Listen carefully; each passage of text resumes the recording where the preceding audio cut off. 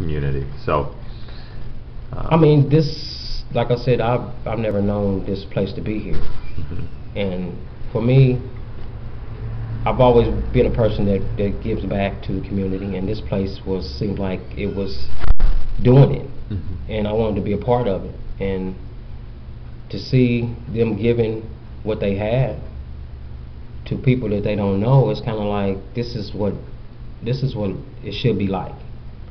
You know, if we have places like this that can, you know, have people that get clothe them and feed them, we can do away with this homelessness thing, you know. And this place, it kind of like it just moved me, you know, because it's something that I'm a part of, and then I will continue to be a part of, because this is a beautiful place. I mean, I'll be sad when I leave here because I'm leaving to go to Arizona, but I hope to find someplace similar to this place, you know, because they're just, I mean, they're spiritual. Their connections with, you know, with the nuclear wars, you know, the bombing and all that. I mean, that's positive stuff. That's money that's wasted that we can put toward homelessness instead of stuff like that, you know. Yeah, I know it jumps, but their values, you know, and you know, and what they stand for is kind of like, you know, it's positive. It's very positive. And I'm glad I got introduced to these people. You know, they treat you like you're a person. You know, people, you know, they fall down and they have hard times, and you got people like, you know, Sheriff Brooks that welcome you with open arms. You know, but you know, I've learned a lot, and I'm continuing learning because I've never been a big Bible reader, because I really couldn't understand the contents of the Bible because of the way it was written. But now that I've been introduced to this Bible that this New Testament, it was like I can understand it now. You know, and they got me a Bible, my own personal Bible, where I can like do a lot of my reading on my own because I like to read. But I would enjoy reading the Bible, but I just really couldn't understand the way you know it was written back then. I was like, I'm like, but now it's broken down, I can understand it more. We have the readings in the morning. You know, the things that they do. I mean, it's getting me more involved into the Word. You know. Can you tell me a little? I mean, this is more for the people who are watching this, but tell me a little bit in your own words how we do the Bible study, how Sheriff Brooks does the Bible study. What's the context of it, and what difference does that make? Because it's like it's before everyone arrives, and then after, isn't it?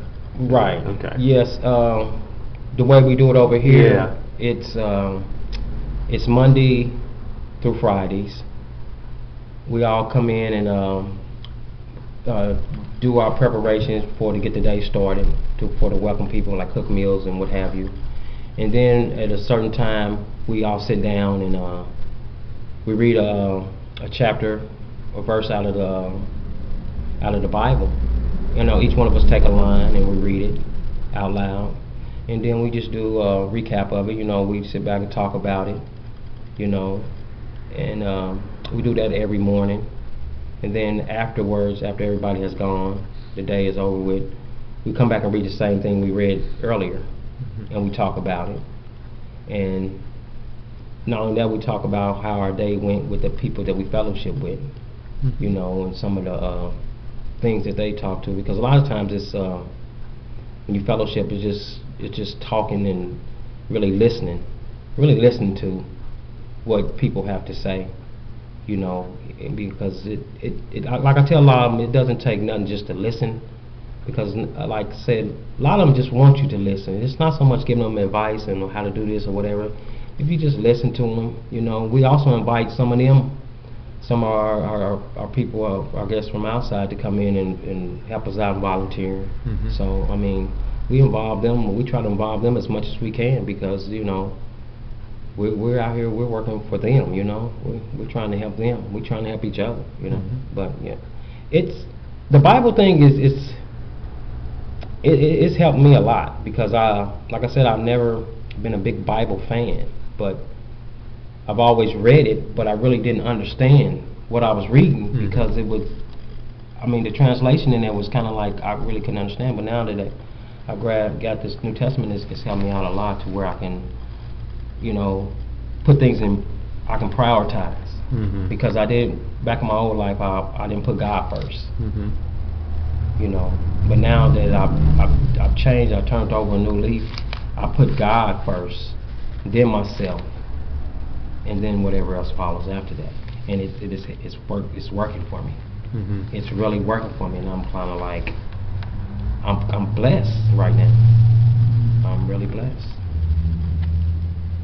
I'm really blessed. So, I mean, what they do, they provide meals for people on Thursdays over at the house, not just here at the shower house. You know, for the community, whoever wants to come by, they can have Thursday night meals. We have prayers in the morning on Mondays, Wednesdays, and Fridays at 6:30 in the morning till 7. You know, that's just with the family, and the guests that's here. Mm-hmm. They do it on Mondays, Wednesdays, and Fridays. You can go over there and we have our little session of prayers and, you know, sayings. And I haven't been to any because I've been working a lot. Mm-hmm. So I probably need to get back into that. But I've been working a lot trying to get my life back together. But, you know, I can't complain right now. There's a quote here that I read that I was struck by. Maybe you can just reflect on it. This is a Mother Teresa quote. "If we have no peace, it is because we've forgotten that we belong to each other." You're a person, I think, that those 2 months on the street kind of gave you a sense of what no peace looks like on the street. Maybe you had a sense of peace inside, but what does this mean to you when you see that? If we have no peace, it is because we've forgotten that we belong to each other. Your experience with this place. Peace.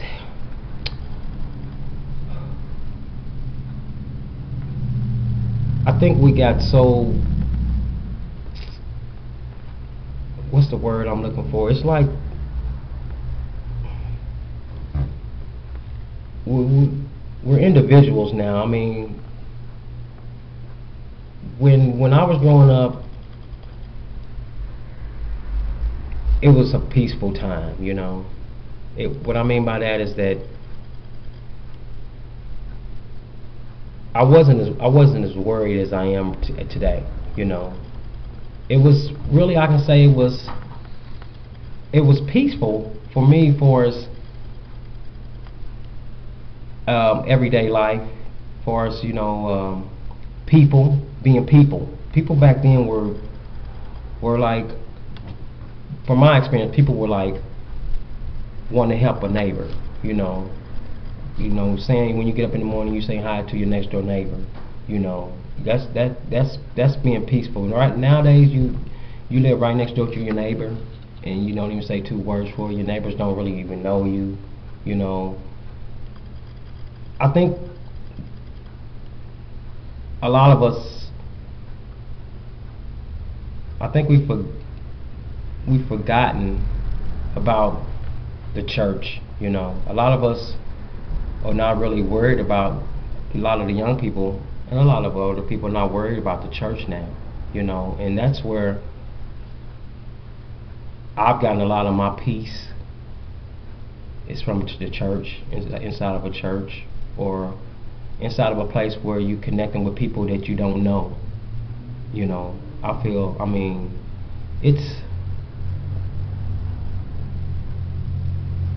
I've always been a people person.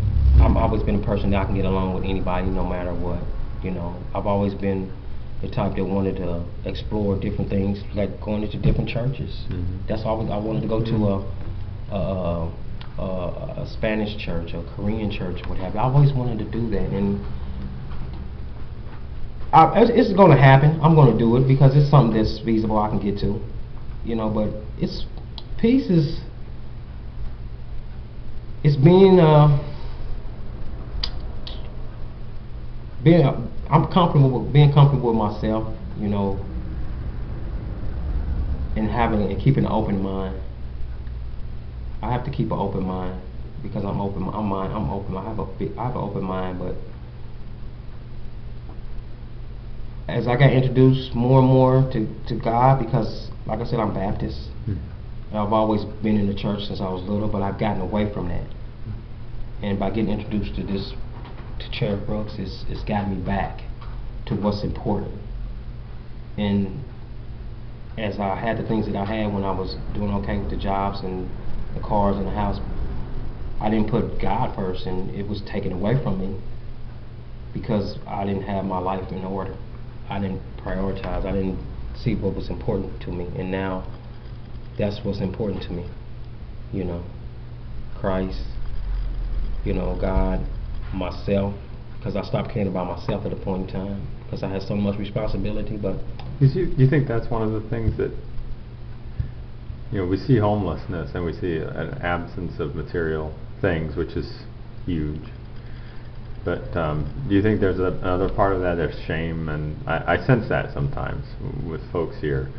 That, you know, there's kind of feeling of, well, the world doesn't care about me. I don't really care about myself either. Yeah, and that's one thing that I love about this place, is that a lot of them, they probably feel that, and a lot of them say that, but we don't like to hear that. We'll encourage them, and like, because a lot of them say they don't want to live anymore, you know, and you kind of like, you have to step in there and be like, you know, where would we be without you? You're not going anywhere. You have to have a sense of humor. You got to kind of uplift them, because that's what they're looking for. Because they come here because they look at us as people that's caring. I see it, and I hear them talking about how beautiful and how nice this place is, and the people and the things that they do. So when you're here and you're in this position, you just have to, like I said, you just have to listen to people and go over there and talk to them, because 9 times out of 10, that's all they want you to do is listen. Go over there and listen to them and hear what they have to say. That probably could just make their day, or probably let them know that somebody cares about them. Because they're out there and they know people don't care about them. And you know, they see the same people over and over. So they that's it.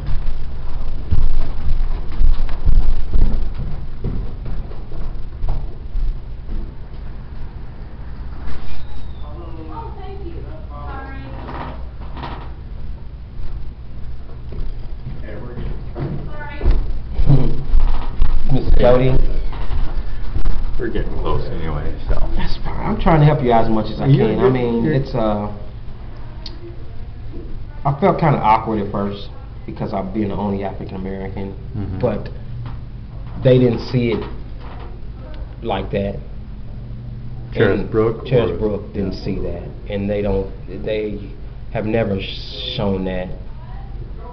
I'm not gonna say I don't feel comfortable, but I'm just kind of like, sometimes I'm kind of like, man, I'm the only African American here. I'm like, well, only black here. I'm gonna keep it like this. Only black guy here. I'm like, man, I'm kind of like, I'm not gonna say I don't feel loved, and you know, you have that feeling.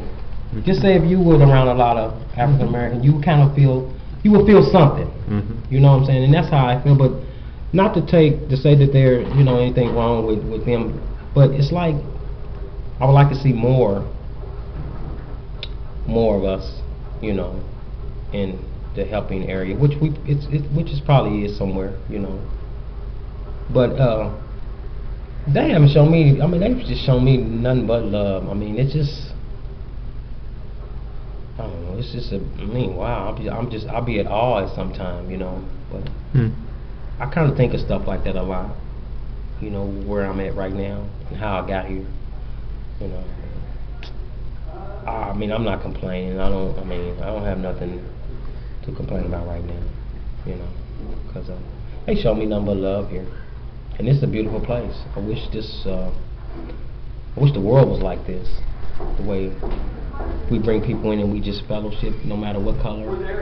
It's just who's ever, you know, you're all welcome. We're all family. I wish the world was kind of like this. If the world was like this, for us, people just being people. Not worrying about how much money you got, if you're rich or if you're homeless or not. If people just start caring about people, I think we'd be better off. I don't think people we don't care for one another like we used to. I don't know. But I see good things in this, and I'm glad I got introduced to this place. I would have never known it was here. And we need more places like this. I would love to find some place like this whenever I go. All right. I hope I answered. Mm-hmm. I don't know. I can't ask for. I'm okay. Sure. Yes, sir. I'm good. I'm good. Sometimes you